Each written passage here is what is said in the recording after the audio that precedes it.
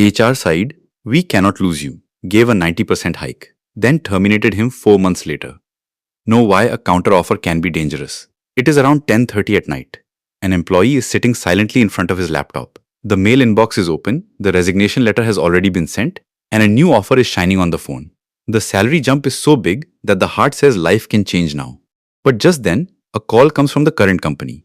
A voice from the other side says, "We cannot lose you. We will give you even more than what they are offering there." And that is exactly where the story becomes dangerous. The fear is not about which company is giving more money.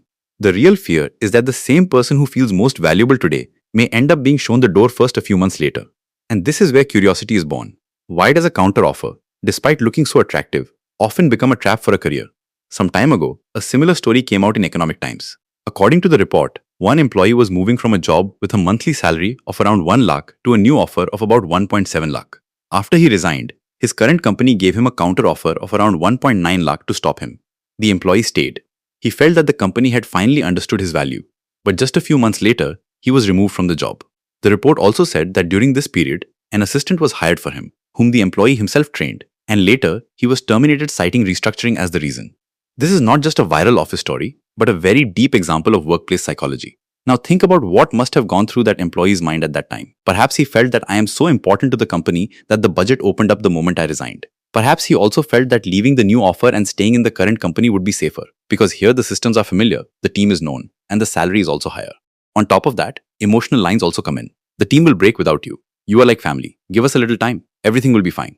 But this is the most dangerous thing about the corporate world, that the language of emotion is often the packaging of a business need. From the outside, it looks like respect. From the inside, a time-buying strategy may be going on. To understand a counteroffer, it is first necessary to understand that a resignation is not just an emotional event for a company, it is also an operational shock. If a key employee suddenly leaves, work can stop, clients can be affected, there can be a problem with knowledge transfer, and hiring costs can rise. An article by 𝐮𝐸𝐻𝐿 explained this kind of reality as well, that some employers give counteroffers partly so that they get time to find a replacement. The report shows exactly this, that many times an organization stops an employee not to genuinely retain him, but to manage the transition. This is the most dangerous part, because the employee and the employer may be looking at that same moment in completely different ways. The employee is thinking, now I have finally got recognition. The company may be thinking, stop him for now, otherwise the project will get disturbed. The employee is looking at the salary. The company is looking at continuity. The employee is hearing commitment. The company is controlling risk. And many times, an entire career gets trapped in this very gap. The person who thinks he is on the promotion track may silently be put on the replacement track. It would not be completely correct to say that every counteroffer is bad. In some cases, the company genuinely understands the employee's value and improves the role, compensation, or growth path. But the problem is that after a resignation, the chemistry of the relationship changes. In a discussion linked to Harvard Business Review, citing CEB data, it was said that around 50% of employees who accept a counteroffer leave the organization within 12 months. This statistic is lower than viral numbers like 80% or 90%, but it is still very large. Its meaning is clear. Many times, a counteroffer solves the problem on the surface, not at the root. Now the biggest question, why can a counteroffer be dangerous? The first reason is that it often does not solve the original problem. Did you decide to leave the job only because of salary? Or were there also reasons like work culture, a toxic manager, limited growth, unfair workload, burnout, lack of recognition, remote flexibility, or future role? Robert Half's career guidance says this clearly, that a counteroffer may look attractive, but it does not eliminate deeper issues. If your problem was the manager, did the manager change? If the problem was growth, did you get a written career path? If the issue was burnout, did the workload suddenly become human? Many times, the answer is no. The second reason is trust. No matter what the corporate world says openly, perception changes after resignation. You have already signaled that you were ready to leave the organization. Some leaders handle this maturely, but in some minds, the label of flight risk gets attached immediately. Then in future promotions, confidential projects, succession planning, team leadership, all these decisions, your name is no longer seen the same way. Many career advisors and HR commentators stress exactly this point. After accepting a counteroffer, an invisible doubt keeps walking alongside you. The third reason is money math. On seeing a counteroffer, it feels like the company suddenly recognized your worth.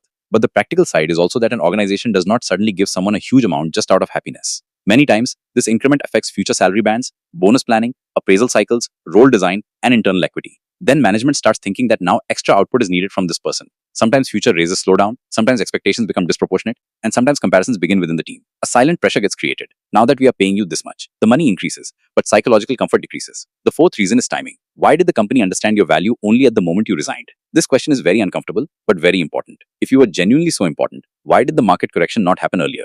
Why did the promotion discussion not happen earlier? Why did the compensation review not happen earlier? Many people get carried away emotionally at this point and think, at least now the company understands. But many times, this is not understanding. It is a panic reaction. And a panic reaction does not become the strong foundation of a long partnership. The fifth reason is very subtle. After taking a counter offer, many people are not able to stay emotionally committed. They are physically in the office, but mentally detached. They feel that money was given to convince them, not respect. There is awkwardness in the team. If colleagues find out, comparison begins. The manager too may become over-friendly or over-watchful. On seeing new opportunities, guilt comes. On looking at the current role, doubt comes. Trust does not fully form on either side, and the path there also does not remain fully open. This is the gray zone in which career confidence begins to weaken. Now come back to that economic time story. There, the employee thought the assistant had been hired to help him, while later that same person turned out to be the replacement.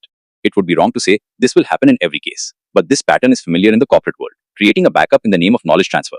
Many organizations openly call it succession planning. Many quietly use it as redundancy cushioning. So when after a resignation, there is suddenly a very generous counteroffer, extra sweetness, and along with it a support hire appears, then along with excitement, caution is also necessary. So what should the employee do? First of all, before resigning, he should honestly write down his reasons for himself. If the reason is only a compensation gap, and the current company is giving a written, role-based, sustainable correction, then a counteroffer can be considered calmly.